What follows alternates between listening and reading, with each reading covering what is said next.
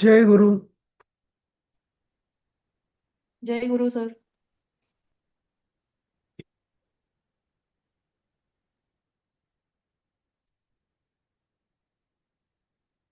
जय गुरु.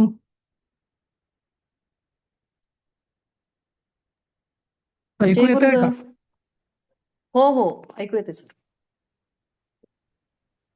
जय गुरु. एक मिनिट हा.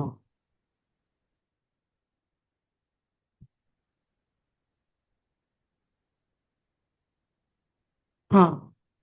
कोण म्हणेल? कोणाला म्हणायचं आहे? तयारी आहे? ट्राय करते सर, पण उच्चार थोडेसे बघा. चालेल चालेल. हा, चालेल का? प्रयत्न केल्याशिवाय होणार नाही. हो हो. हो, हा. तेच म्हणून.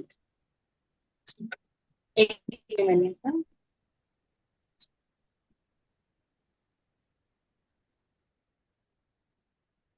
ओम श्री परमात्मने नमः. अतः नवमोऽध्यायः. श्री भगवानुवाच इदं तु ते गुह्यतमं प्रवक्ष्याम्यनसूयवे ज्ञानं विज्ञानसहितं यज्ञात्वा मोक्ष्यसे शुभात् राजविद्या राजगुह्यं पवित्रमिदमुत् प्रत्यक्षागं धर्म्यं सुखं कर्तुमव्ययम् अश्रद्धानाः पुरुषा धर्मस्यास्य परन्तप अप्राप्य मां निवर्तन्ते मृत्यु संसारवर्त्मनि मया तदमिदं सर्वं जगद्व्यक्तमूर्तिना ते जगदव्यक्त. जगद्व्यक्तमूर् हा. जगदव्य जग. जगदव्यक्त हा. हा, बरोबर. जगदव्यक्तमूर्तिना मत्स्थानि सर्वभूतानि न चाहं तेष्वस्थितः न च मत्स्थानि भूतानि पश्य मे योगमैश्वरम् भूतभृन्न च भूतस्थो ममात्मा भूतभावनः यथाकाशस्थितो नित्यं वायुः सर्वत्र गो महान् तथा सर्वाणि भूतानि मत्स्थानीत्युपरा मत्स्थानीत्युपधारय सर्वभूतानि कौन्तेय प्रकृतिं यान्ति मामिकां कल्पादो विसृजाम्यहम् प्रकृतिं स्वामवष्टभ्य विसृजामि पुनः पुनः भूतग्राममिमं भूतग्राममिमं कृत्स्नम् अवशं प्रकृतेर्वशात् न च मां तानि कर्माणि निबध्यन्ति धनञ्जय उदासीनवदासीनं तं तेषु कर्मसु मयाध्यक्षेण प्रकृतिः सूयते सचराचरम् हेतुनानेन कौन्तेय जगद्विपरिवर्तते. सर थोडं वर हा स्क्रोल हा. करा. हो हो. हा. मयाध्यक्षेण प्रकृतिः सूयते सचराचरम् हेतुनानेन कौन्तेय जगद्विपरिवर्तते. अवजानन्ति मां मूढा मानुषीं तनुमाश्रितम् परं भावमजानन्तो मम भूतमहेश्वरम् मोघाशामोघकर्माणो मोघज्ञानाविचेतसः राक्षसीमासुरीं चैव प्रकृतिं मोहिनीं श्रिताः महात्मानस्तु मां पार्थ दैवीं प्रकृतिमाश्रिताः भजन्त्यन् भजन्त्यन्यन्तो ज्ञात्वा भूतादिमव्ययम् सततं कीर्तयन्तो माम् यतन् यतन्तश्च दृढव्रताः नमस्यन्तश्च मां भक्त्या नित्ययुक्ता उपासते ज्ञानयज्ञेन चाप्यन्ने यजन्तो मामुपासते एकत्वेन पृथक्त्वेन बहुधा विश्वतो मुखम् अहं क्रतुरहं यज्ञः स्वधाहं हमौषधम् मन्त्रोऽहं हमेवाच्यं हमग्निरहं हुतम् पिताहमस्य जगतो माता धाता पितामहः वेद्यं पवित्रमोङ्कार ऋक्सां यजुरेव च एक मिनिट गतिर्भर्ता मनीषा, एक मिनिट. रुक्साम यजुरेव च, साम पूर्ण म्हणायचं. आणि मला वाटतं आपण एक काम करूया, हे मोठं आहे बराच अध्याय ना. अजून पुढचे हो. अर्धे कोणाला म्हणायचंय का, त्यांना पण विचारूया. तर मी चालेल. कोण म्हणताय? प्रयत्न धनुश्रीताई म्हणताय. बरं, तुम्हाला तर सवय आहे, पण म्हणा तुम्ही. चालेल. हा. नाही, दुसऱ्या कोणाला द्यायचं असेल तरी काही हरकत हो नाही. हो हो. कोणाला मी ट्राय प्रॅक्टिस करू का? सीमा कुलकर्णी. जय मा. बरं. हा हा, हा मीच. एक काम करूया. जयमाला 8 श्लोक म्हणेल आणि नंतर सीमाताई म्हणतील, असं.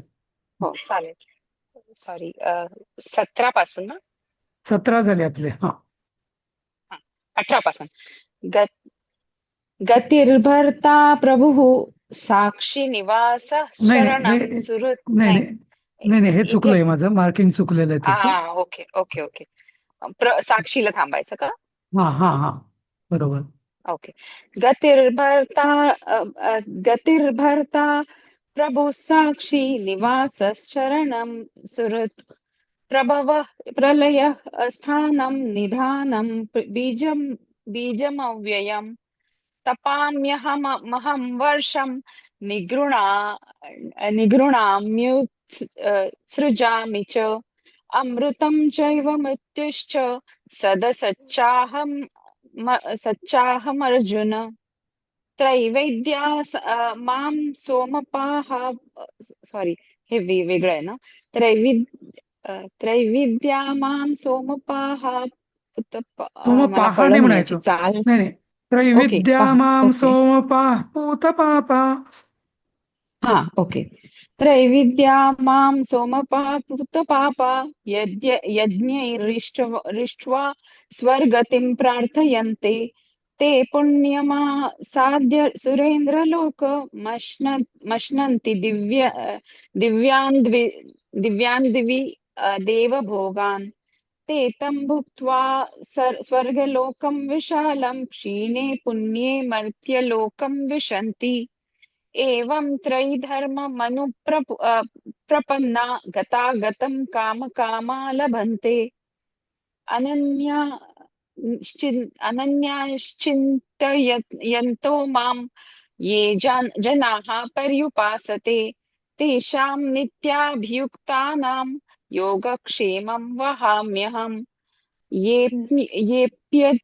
येऽप्यन्यदेवता भक्ता यजन्ते श्रद्धयान्विताः तेऽपि मामेव कौन्तेय यजन्त्यविधिपूर्वकम् अहं सर्वयज्ञानां भोक्ता च अहं हि सर्वयज्ञानां भोक्ता च प्रभुरेव च न तु मामभिजानन्ति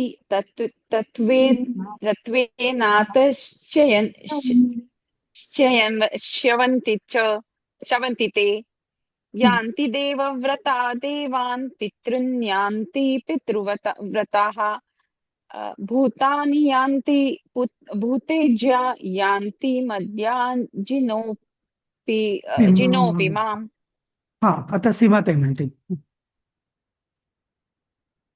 पत्रं पुष्पं फलं तोयं यो मे भक्त्या प्रयच्छति तदहं भक्त्युपरुत मश्नामि हा हा प्रयतात ऋत नाही म्हणायचं. तदम भक्त्युपहृत असं. तदहं भक्त्युपरुत मश्नामि प्रयतात्मनः यत्करोषि यदश्नासि यज्जुहोषि तदासि यत्तपस्यसि कौन्तेय तत्कुरुष्व मदर्पणम् शुभाशुभफलैरेवं मोक्षसे कर्मबन्धनैः सन्न्यासयोगयुक्तात्मा विमुक्तो मामुपैष्यसि समोऽहं सर्वभूतेषु न मे द्वेषोऽस्ति न प्रियः ये भजन्ति तु मां भक्त्या मयि तेषु चाप्यहम् अपि चेत् दुराचारो भजते मामनन्यभाक् साधुरेव समन्तव्यः समग् सम्यक् व्यवसितो हि सः क्षिप्रं भवति धर्मात्मा शश्वच्छान्तिं निगच्छति कौन्तेय प्रतिजानीहि न मे भक्तः प्रणश्यति मा हि पार्थ व्यपाश्रित्य येऽपि स्युः पापयोनयः स्त्रियो वैश्यास्तथा शूद्रास्तेऽपि यान्ति परां गतिम् किं पुनर्ब्राह्मणा पुण्या भक्ता राजर्षयस्तथा अनित्यमसुखं लोकमिमं प्राप्य भजस्व माम् मन्मना भव मद्भक्तो मद्याजी मां नमस्कुरु मामे वैश्यसि युक्तैव मात्मानं मत्परायणः ओम तत्सदिति श्रीमद्भगवद्गीतासु उपनिषत्सु ब्रह्मविद्यायां योगशास्त्रे पुढे श्रीकृष्णार्जुन संवादे राजविद्यायोगो नाम नवमोऽध्यायः. छान. ठीक आहे, असंच प्रॅक्टिसने होईल सगळ्यांचं. आणि तुम्हाला म्हणायला अजून सोपं जावं म्हणून मी एक ट्युटोरियल टाईप असं पाठवलंय. आता कदाचित बरीच सवय झाल्यामुळे एखाद्याच त्याचा फारसा उपयोग नाही होणार, पण नवीन नाही, खूप अध्याय उपयोग होईल सर. बरं नक्की उपयोग होईल. थोडस ऐकलं पण ते खूप म्हणजे सावकाश तुम्ही म्हणून असं पाठवलंय ना, ते शब्द हा अगदी कानात बसले. बरं छान. सर एक प्रश्न विचारायचा होता. हा इथे राजविद्या योगो नाम नवमोध्याय म्हटलंय, पण माझ्याकडच्या पुस्तकात राजविद्या राजगुह्य योगो नाम म्हटलंय. मग तो राजविद्या योग म्हणायचं का राजविद्या राजगुह्य योग म्हणायचं? नाही, काही फरक नाही पडत फारसा, तसं एकच आहे ते. कारण ते काय पहिला श्लोक जो आहे ना त्याच्यावरून त्यांनी हम्म, घेतलेला आहे. हा जो सॉरी आपला पहिला श्लोक आहे ना याच्यात हम्म. इदम इदम ते राजविद्या राजगुह्यम पवित्रम इदम उत्तमम. आता ही नावं जी आहेत ना ही ऍक्च्युली काही मूळ गीतेमध्ये किंवा महाभारतात नाहीयेत, जसं मी परवा म्हटलं. हम्म, हा आता इथे राजविद्या त्याला दोन्ही म्हणू शकतो, राजगुह्य योग पण म्हणू शकतो, राजविद्या योग पण म्हणू शकतो किंवा काही असं. बर बर. त्याने तसा काही एकच आहे म्हणजे शेवटी ते राज हे नाव आहे म्हणजे गुह्य म्हणजे गुप्त किंवा रहस्यमय जे आहे त्यांचा हा जणू राजा आहे. किंवा राजयोग म्हणजे काय की सगळ्या योगांचा हा राजा आहे या अर्थाने. अर्थ दोघांचाही एकच आहे. सर, हा ती माझी कालच्या श्लोकामध्ये एक थोडीशी शंका अशी होती की कुठला काल श्लोक? 15व्या श्लोकामध्ये 15वा ना? 15वा श्लोक कालचा हा विश्वतोमुखम. हा हां, भगवंत काय म्हणतात की म्हणजे जे ज्ञानयोगी आहेत ते परमेश्वराविषयी पूर्णपणे जाणून घेतात आणि निर्गुण निराकार ब्रह्माची ज्ञानयज्ञाने अभेदभावाने पूजा करीत माझी उपासना करतात. आणि पुढे बरोबर. असं म्हटले की विश्वरूपाने हा परमेश्वरच आहे, अशा तऱ्हेने भव्य दिव्य विराट रूपाची पूजा करतात. ते सांगताना तुम्ही असं सांगितलं होतं की म्हणजे सूर्याचं उदाहरण घेतलं की सूर्यात परमेश्वर आहे असं मानून सूर्याची पूजा करतात, किंवा देवदेवतांमध्ये परमेश्वर आहे असं मानून पूजा करतात. पण एके ठिकाणी परमेश्वरानेच असं म्हटलंय की देवदेवतांची शक्ती मर्यादित आहे. तर हे माझ्या मनामध्ये थोडं कन्फ्युजन झालंय, तर ते जरा प्लीज समजून सांगा ना. नाही. तर आता इथं हे महत्वाचं आहे की कोणी सूर्य चंद्र अशा भेदाने, म्हणजे आता सूर्याची उपासना करणारे हा सूर्य हाच हिरण्यगर्भ आहे, परमात्म्याचं परमेश्वराचं आद्य रूप आहे, या भावनेने करतात. चंद्राची जी उपासना करतात, चंद्र हा साक्षात म्हणजे परमेश्वरच आहे, शीतल सगळ्यांचं पोषण करतो, वनस्पतींना द्रव्य पुरवतो, म्हणून म्हणजे तो विश्वरूपच आहे, विश्वाचा पोषण करता या अर्थाने. हे असे झाले. किंवा जसं मी उदाहरण दिलं होतं गंगा, म्हणजे किंवा पर्वत, हिमालय, या वेगवेगळ्या उपासना म्हणजे वेगवेगळ्या भेदाने असं. आता म्हणजे तिथं काहीतरी त्यांना प्रतीक किंवा ज्याला आयतन म्हणतात, आयतन म्हणजे काय, सिम्बॉल, काहीतरी म्हणजे सिम्बॉल लागतो. जे ज्ञानयज्ञाने जे उपासना करतात, ज्ञानयज्ञ करतात, त्यांना आयतन किंवा सिम्बॉल किंवा मूर्ती थोडक्यात आपण म्हणू त्याची गरज नसते, बरोबर. पण आपल्या शास्त्रातही मान्यता आहेच की तो अगदी निर्गुण उपासना ही खूप कठीण आहे, नाही का. त्यामुळे इथंच म्हटलेलं आहे की शंकराचार्य की जे उत्तम अधिकारी आहेत तेच ज्ञानयज्ञ करू शकतात, बरोबर. बाकी सगळ्यांना काही ना काहीतरी म्हणजे अधिष्ठान लागतं, मूर्ती लागते, आयतन लागतं, की ज्याच्यातून ते परमेश्वराला बघतात असं, नाही का. आणि मग विश्व तर पृथक्त्वेनं म्हणजे ते सूर्य चंद्र गंगा हिमालय वगैरे, कोणी झाड आता वडाच्या झाडाची, पिंपळाच्या अश्वत्थ म्हणून त्याची म्हणजे, पण तोही एक म्हणजे असं, किंवा विश्वतोमुखम. आणि अजून कोणी तो जो परमेश्वर आहे तो विश्वरूप आहे, त्यामुळे सगळ्यात विश्वातल्या नाना देवता आहेत त्या म्हणजे तो त्यांच्यात तोच आहे या भावनेने त्याची उपासना करतात. आता इथं मी काल म्हटलं होतं, मला वाटतं की हे वेगळं आणि मर्यादित देवतांची उपासना करणं वेगळं. इथं जे उपासना करतात, इथं अपेक्षा अशी आहे की भले आयतन घेत असतील, काहीतरी सिम्बॉल घेत असतील, पण त्या तो जो सिम्बॉल आहे तो पूर्ण परमेश्वराचंच रिप्रेझेंटेशन आहे असं धरून त्या सिम्बॉलची ते पूजा करतात. जसं भरतानी रामाच्या पादुका स्थापन केल्या होत्या, म्हणजे पादुका या सिम्बॉल होत्या, नाही का. पण त्यांच्यात तो रामालाच समजायचा असं. तसंच आपण जरी एखादा सिम्बॉल किंवा मूर्ती घेतली तर त्या मूर्तीला आपण जर पूर्ण परमेश्वराचं ती प्रतिनिधी आहे अशा पद्धतीने जर केलं तर ती परमेश्वराचीच उपासना होणार ना. तिथं त्या देवतांची मर्यादित शक्तीचा संबंध असेल, बरोबर. हां हां. म्हणजे संपूर्ण परमेश्वर त्या देवतेमध्ये आहे, किंवा देवता हा ही त्याची परमेश्वराची हा सिंबल म्हणजे आहे असं त्या समजू. परमेश्वराचा देवता म्हणण्यापेक्षा ती परमेश्वराचंच ती प्रतिनिधी आहे या अर्थाने.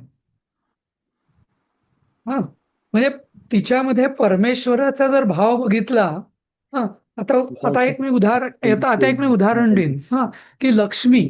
आता लक्ष्मीची उपासना कोणी ती पैशाची देवता म्हणून करतात, धन देणारी म्हणून, बरोबर. म्हणजे हो. तिथं वास्तविक महालक्ष्मी, कोल्हापूरची महालक्ष्मी जी आहे ती महालक्ष्मी महादेव म्हणजे महाकाली महासरस्वती, म्हणजे सप्तशतीत त्याचं वर्णन आहे.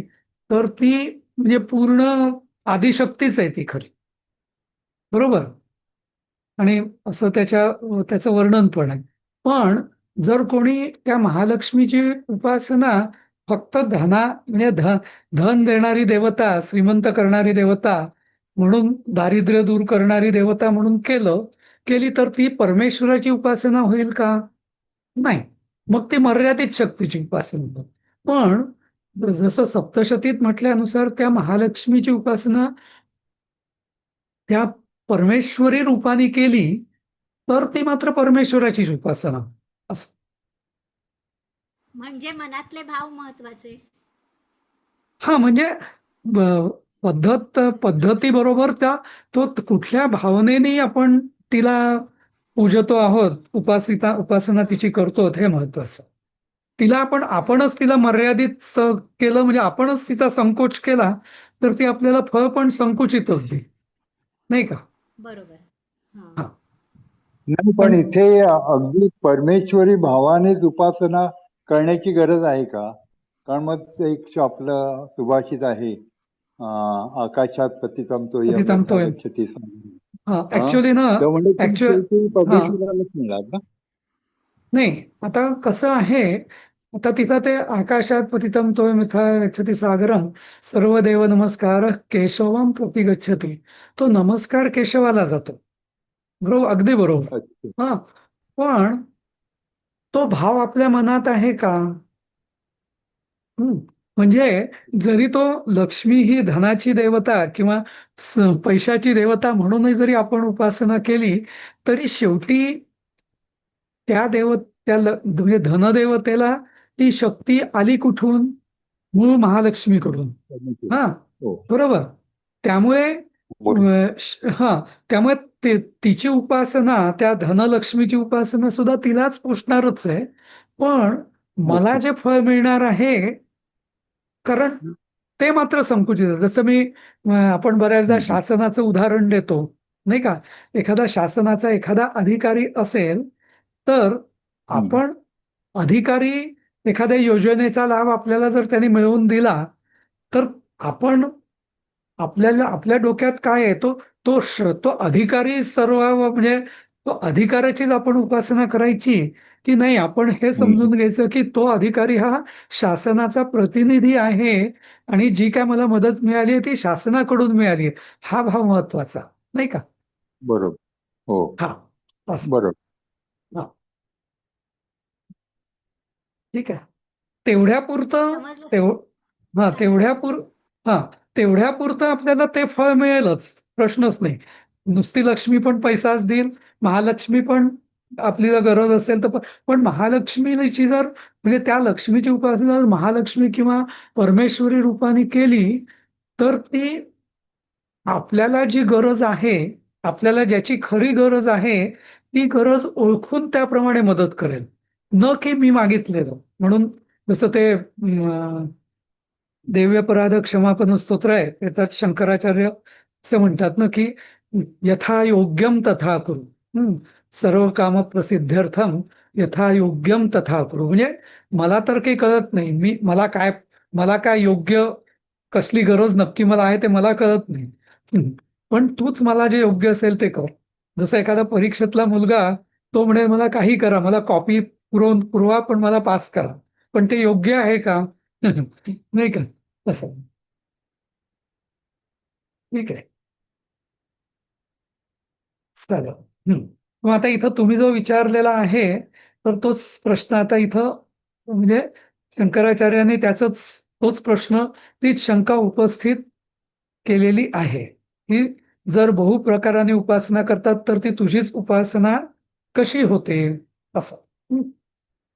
तर इथं हा जो पुढचा श्लोक आहे, अहम क्रतुरहम यज्ञस्ध्वाहमहमौषधम मंत्रोहममेवाज्यमहम अग्निमरहं स्फुटम. हे सगळं मह म्हणजे खरं अहम अहम अहम असं आहे. हा, अहमचं म पुढे अला जोडलं की म झालाय तो. हा, अहम क्रतुः, अहम यज्ञ, स्वधा स्वधा अहम आणि अहम औषधम, मंत्र अहम, अहम एव आज्यम, अहम अग्नी, अहम भूतम. असं सगळं अहम. आता इथं काय, अहम क्रतु म्हणजे यज्ञ. यज्ञ म्हणजेच आपण लौकिक यज्ञ म्हणू किंवा त्याग म्हणू, तर यज्ञाचा जो हे आहे, यज्ञ देवता ती मीच आहे. आपण आधीच्याही अध्यायांमध्ये बघितलेलं आहे, बरोबर. यज्ञ देवता अहम यज्ञ. तर आता इथं यज्ञ आणि क्रतु, ऍक्च्युली धर्मशास्त्रात क्रतु आणि यज्ञ याचे दोन म्हणजे हे प्रकार आहेत. जसं मोठे जे असतात त्यांना क्रतू म्हटलं जातं. आणि नेहमीचा जो असतो त्यांना यज्ञ म्हटलं जातं. जसं वैश्वदेव वगैरे जो नित्य यज्ञ जो आहे, नित्य ब्रह्मयज्ञ 5 यज्ञ करायचे असतात, मनुष्य यज्ञ, ब्रह्मयज्ञ, पितृयज्ञ, ऋषी यज्ञ वगैरे, तर ते यज्ञ असत. नंतर अहम स्वधा. स्वधा म्हणजे काय, तर अं, असं म्हटलं जातं की जेव्हा इतरांना जी आहुती दिली जाते ना, ती स्वधा या नावाने दिली जाते. ज्यांनी श्राद्ध कर्म केली असतील त्यांना माहिती असेल की गुरुजी सांगताना ते स्वधा, हा, पितरम स्वधा, पितामहम स्वधा, असं म्हणजे ते स्वधा म्हणतात. कारण असं मानलं जातं की अग्नीच्या 2 पत्नी आहेत असं, एक स्वाहा आणि स्वधा. तर अग्नीत जेव्हा आपण आहुती देतो तेव्हा ती जर स्वाहा म्हणून दिली तर ती अग्नीची जी स्वाहा नावाची पत्नी आहे, अशी कथा आहे म्हणजे ते, तर ती स्वाहा जी पत्नी आहे ती देवांना, तो हविर्भाग देवांना देते. आणि जर आपण स्वधा म्हणून ती आहुती दिली तर ती आहुती पितरांना दिली जाते. पितृलोकात पितरांना दिली जाते असं. हम्म, असं. हम्म. नंतर अहम औषधम. औषध म्हणजे सगळं, आपल्याला वाटतं औषध म्हणजे मेडिसिन किंवा हे, पण तसं नाही. ज्या ज्या गोष्टींपासून आपलं पोषण होतं त्या सगळ्या वनस्पती, हम्म, त्यांना औषधम, औषध असं म्हटलं जातं. म्हणजे आपल्या आयुर्वेदाच्या दृष्टीने आणि सगळं प्रत्येक वनस्पती हे औषधच आहे, नाही का, असं. हम्म. जसा तो, जसं ते सुभाषित आहे की कुठलंच अक्षर नव नव अक्षरम न मंत्रम नास्ती, असे काय, म्हणजे कुठलंच अक्षर हा मंत्र नाही असं नाही, आणि कुठलीच वनस्पती हे औषध नाही असं नाही. पण योजकच तत्र दुर्लभ, म्हणजे योग्य वेळी त्या, म्हणजे त्या औषधाचं किंवा त्याचं जो योग्य योजना करणार आहे तो दुर्लभ आहे असं. सगळ्या वनस्पती औषधच आहे असं. तर औषधम म्हणजे सगळ्या वनस्पती त्या मीच आहेत. मंत्र हा अहम. सगळे जे मंत्र, कुठल्याही कार्यामध्ये जे मंत्र म्हटले जातात ते मीच आहे. अहम एव आज्यम. म्हणजे आज्य म्हणजे तूप किंवा घृत ज्याला म्हणतो, म्हणजे जे इंधनावर जो हे दिलं जाते, तुपाची आहुती दिली जाते, किंवा ज्याला हवी म्हणतात, हा, जी आहुती द्यायची असते त्याला हवी म्हणतात. तो हवी म्हणजे मीच आहे. अहम अग्निही, म्हणजे तो अग्नी पण मीच आहे. आणि अहम हुतम, म्हणजे तो जो हवन कर्म जे आहे, हा, हुतम म्हणजे हुत म्हणजे म्हणजे हवन केलेलं, धातू साधित आहे ते, हा, हुतम. तर ते हवन कर्म सुद्धा मीच आहे. म्हणजे आता इथं बघा, हा, म्हणजे यज्ञ कर्माची कल्पना करा, तर यज्ञ मीच आहे. तो स्वाहा आणि स्वधा, ते म्हणजे त्या ज्या अग्निपत्नी मीच आहे. वनस्पती की ज्याच्यापासून त्या ज्या समिधा वगैरे तयार होतात त्या मीच आहे. अग्नी त्या आहुती देताना किंवा इव्हन औषध, म्हणजे आपण जसं जे भोजन करताना जे आपण तांदूळ गहू वगैरे खातो, तर ते सुद्धा मीच आहे. मंत्र हा अहम. ज्या मंत्रांनी आहुती दिली जाते ते मंत्र मीच आहे. ज्या आज्य म्हणजे तूप किंवा हवी, घृत, तर ते आज्य की ज्याने यज्ञ म्हणजे यज्ञ प्रज्वलित केला जातो आणि ज्याची आहुती दिली जाते तोही मीच आहे. अहम अग्निही, तो अग्नी पण मीच आहे. आणि अहम हुतम, तर हे सगळं हवन कर्म जे आहे ते सगळं मीच आहे. त्यामुळे माझ्यापेक्षा वेगळं काही नाहीच आहे.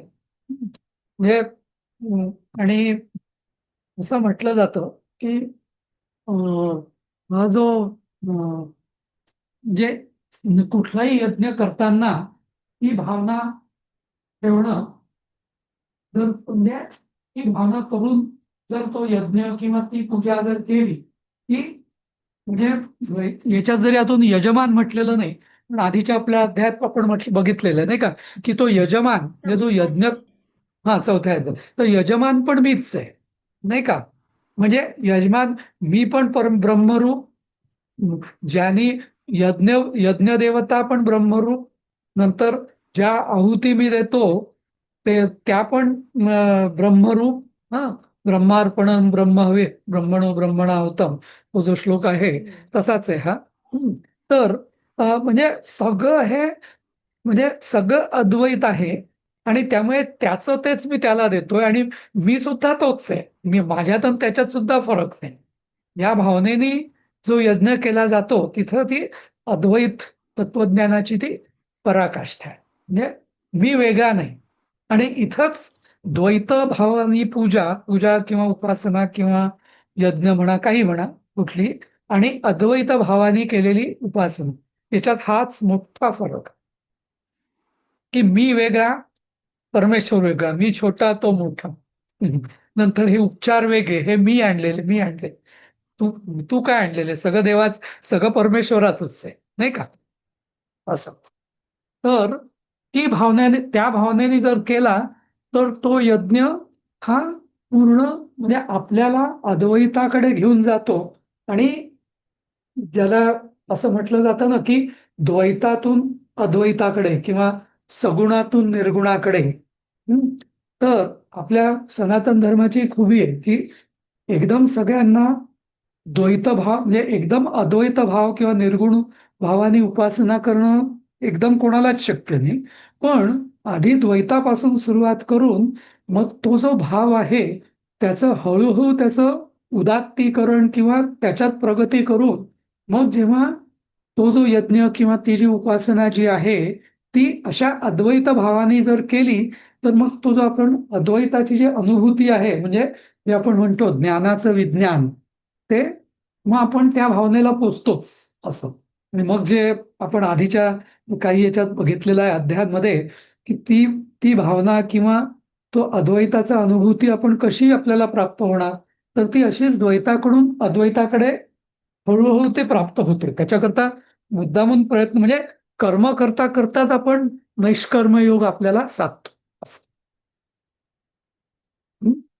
असं. आणि फक्त त्याच्याकरता ही भावना लक्षात ठेवणं आवश्यक आहे की यज्ञ करताना सुद्धा सगळं परमेश्वर रूपच आहे. मी सुद्धा, सगळे इंधन सुद्धा, यज्ञ सुद्धा, अग्नी सुद्धा, सगळं काही परमेश्वरच आहे असं. हं? त्याचंच पुढचं, या श्लोकाचं पुढचं विस्तार आहे हा पुढच्या श्लोकात. पिताहमस्य जगतो माता धाता पितामहा वेद्यं पवित्रमोंकार रूपसामयजुरेव च. जसं आपण रामरक्षक म्हणतो, माता रामो मत्पिता रामचंद्र स्वामी रामो मत्सखा रामचंद्र, नाही का? तसंच म्हणजे तेच भावना आहे पण ती वेगळ्या पद्धतीने आली आहे. पिता अहम अस्य जगतः, म्हणजे मी या जगताचा पिता जो आहे.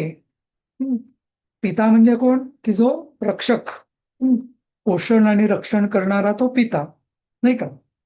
तर तो मी आहे. माता या जगताची जननी पण मीच आहे. बरोबर आहे, कारण जगताचं सृजन कोणी केलं? ते मीच केलं, म्हणजे परमेश्वरानेच केलेलं आहे. धाता, इथं धाता अर्थ यांनी कर्मफल देणारा आहे, पण याचे 2-3 अर्थ होऊ शकतात. धाता म्हणजे धारण करणारा. आणि जसं धात्री म्हटलं जातं म्हणजे पोषण करणारी, स्तन्यपान करणारी, म्हणजे सगळ्या प्राण्यांचं किंवा जीवांना पोषण करणारा जो आहे तो पण मीच आहे. बरोबर. पितामह, त्या पित्याचा पिताही मीच आहे. म्हणजे त्याचा जो कोणी लौकिक पिता असेल त्या ज्या जीवाचा, त्याचा पिताही मीच आहे. वेद्यम, तर वेद्य म्हणजे काय? विद म्हणजे जाणणे. हं, वेत्ती, विद वेत्ती. आणि वेद्य म्हणजे जे जाणण्याजोगं, जे आता वेद्यम याचा एक विशिष्ट अर्थ आहे की जाणण्याजोगं काय. तर आणि इथं विद्या आणि अविद्या असं अध्यात्मशास्त्रात म्हटलेलं असतं. म्हणजे तसं शिकण्यासारखं सगळं काही असतं. म्हणजे उद्या मी म्हणेल मला भाजी करता येते का, शिरा करता येतो का, स्वयंपाक करता येतो का, हं, नंतर लिहिता येतं का, वाचता येतं का, वगैरे. बरोबर. पण त्या ज्या विद्या आहेत त्या, त्यांना अविद्या म्हटलं. किंवा सुतारकाम येतं का, काही अजून काही येतं का, खोदकाम येतं का, कुंभारकाम येतं का, शेतीकाम येतं, पण त्यांना एका दृष्टीने त्यांना अविद्या म्हटलं जातं. कारण का, की त्या पोटभरीच्या म्हणजे उपजीविकेच्या विद्या आहेत. पण खरं वेद्य काय, जर जे ब्रह्मविद्या किंवा ब्रह्मज्ञान आहे ते खरं वेद्य. कारण आपल्या मनुष्य जन्माची जी खरी प्रगती आहे ती ते ब्रह्मज्ञानानेच होते. आणि ते जे खरं म्हणजे ती खरी विद्या, ते खरं ज्ञान, आणि त्याला वेद्य असं म्हटलं जातं. नंतर पवित्रम. तर पवित्र म्हणजे जे ज्यांनी पावन होतं ते पवित्र. ते कुठलंही यज्ञ याग की ज्यांनी आपण म्हणतो ना की सगळं आसमंत पर्यावरण सगळं पवित्र होतं. म्हणजे कुठलेही धार्मिक कार्य केल्याने तर ते सगळं यज्ञ याग पुण्यकर्म ते मीच आहे. ओंकार प्रणव पण मीच आहे. आपण आधीच्या तारक ब्रह्मयोगात पण बघितलं होतं, नाही का. नंतर ऋक म्हणजे ऋग्वेद, साम सामवेद आणि यजुर्वेद पण मीच. आता जरी वेद हे जरी 4 असले ना, ऋग्वेद, यजुर्वेद, सामवेद आणि अथर्ववेद, तरी बऱ्याच ठिकाणी मूळ वेद जे आहेत ते हे 3च मुख्य वेद हे 3च मानले जातात. कारण असं म्हटलं जातं की अथर्ववेदामध्ये जे आहे ते बहुतेक सगळे व्यावहारिक म्हणजे वेदांचा व्यावहारिक उपयोग प्रयोग वगैरे असं काय काय आहे. त्यामुळे जे ज्ञान आहे ते या 3 वेदात आहे असं म्हटलं जातं. म्हणून बऱ्याच अजूनही 2-3 ठिकाणी या 3 वेदांचंच नाव घेतलं जातं. म्हणजे शेवटी म्हणजे भगवान जो आहे तर तो म्हणजे सर्वव्यापी तो तोच आहे, त्याच्याशिवाय दुसरं काही नाहीच आहे. अजूनही पुढे तेच येत आहे की 18व्या श्लोकात गतिर्भर्ता प्रभू साक्षी निवास शरणम सुहृत प्रभव प्रलय स्थानम निधानम बीजमव्ययम. हा, तर गती गती म्हणजे काय, आपण म्हणतो ना चांगली गती म्हणजे जे काय आपण कर्म करू त्याचं फळ किंवा त्यांनी मला जो मार्ग मिळेल, गती मिळेल ते मीच आहे. भरता तर भृत धातूपासून भरता म्हणजे परत पोषण करतो, कर्माचं फळ देऊन पोषण करतो तो मीच आहे. प्रभू सगळ्यांचा स्वामी मीच आहे. साक्षी म्हणजे साक्षी भाव ज्याला आपण म्हणतो की मी स्वतः कशातही अडकलेलो नाहीये, तो मीच आहे. निवास हा सगळे जीव जीव जे आहेत ते माझ्यामध्येच राहतात, त्या अर्थाने सगळ्यांचं निवासी मीच आहे. शरणम की म्हणजे अगदी जो कोणी शरण येतो मला त्याचं दुःख हरण करणारा मीच आहे. सुहृत तर सुहृत जे आहे, आता सुहृत या शब्दाचा याच्यात शब्द अर्थ चांगला आहे की सुहृत म्हणजे काय की हृदय ज्यांचं हृदय एक झालेलं आहे त्याला सुहृत म्हणतात. नाहीतर उपकाराच्या भावनेने करणारे किंवा प्रत्युपकार म्हणजे रिटर्न, बाबा आता मी तुला मदत करेल पण नंतर तू मला मदत कर, त्याला सुहृत म्हटलं जात नाही. सुहृत म्हणजे काय की कुठल्याही उपकाराचं भावना नाही म्हणजे अपेक्षा नाही, त्याला सुहृत म्हणतात. तर तो मीच आहे. नंतर अजून कुठला एक गीतेचा श्लोक आहे ना असा, अनुपकारिण हा, तो अनुपकारिणे म्हणजे तोच आहे. प्रभव हा तर प्रभव म्हणजे मीच सगळं हे निर्माण केलेलं आहे. प्रलय हा मीच या सगळ्याचा लय पण करतो. स्थानम या सगळ्या विश्वाचं स्थिती पण मीच करतो. निधानम या सगळं कर्मफल जी आहेत तर यांचं साठवून ठेवतो, सगळ्यांचा हिशोब मीच ठेवतो. आणि अव्ययम बीजम आणि काही हे जगाचं जे अक्षय बीज आहे अव्ययम की ज्याचा कधी नाश होत नाही ते पण मीच आहे. असं सगळं मीच आहे असं मी इथं सांगितलं. अच्छा, एक विचारायचं होतं मला सगळ्यांना. म्हणजे बहुतेकांनी परीक्षा दिली त्यांना, तुम्हाला जे मार्क मिळाले ते तुमच्या अपेक्षेनुसार मिळालेत का, कसं काय? नाही, कमी जास्त जास्त मिळालेत सर, हा जास्त मिळालेत. जास्त मिळालेत का? हा हा. अच्छा.